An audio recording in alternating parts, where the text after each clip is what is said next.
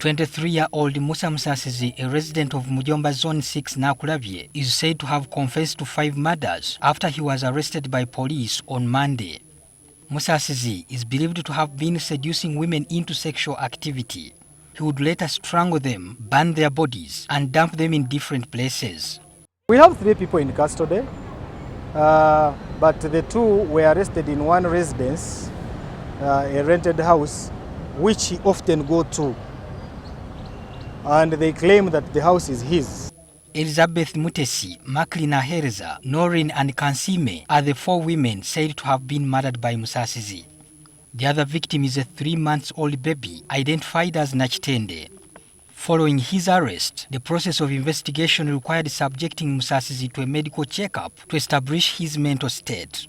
A report has been produced. It's very fortunate that he is of mental sound, meaning at the time of the commission of the offense, he was very sober, he knew what he was doing. At Old Kampala police station, police tried to hide Musasizi away from our cameras.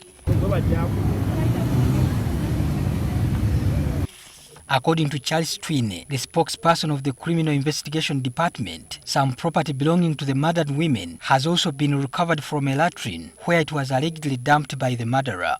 That include the underpants, the shoes, the phones, and the women bags.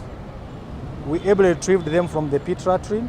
The victims' bodies have also been identified by the relatives, but they are still in the mortuary at Mulago. By way of description and by way of looking at some of the property which were familiar to them. Dr. Rachel Arinaitre, a psychiatrist, explains circumstances that may predispose someone to continuous violence. These things do not develop out of the blue. Signs have been there, but most times people ignore them. You have a child who is violent to animals and you think she's just stubborn or he's just stubborn. Or you have a child who answers old people rudely, does not respect old people. You'll find that maybe this person was also traumatized.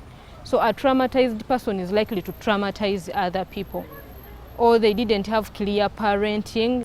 Arinaitre further highlights the interventions required for such a violent person. They need a full assessment by a mental health professional to assess for any comorbidities, to assess for why they are, what has come, what has caused them to continuously behave in this manner. We have some other few things to do, including subjecting some of the exhibits to the forensic examination, of course with the aim of proving the case beyond a reasonable doubt.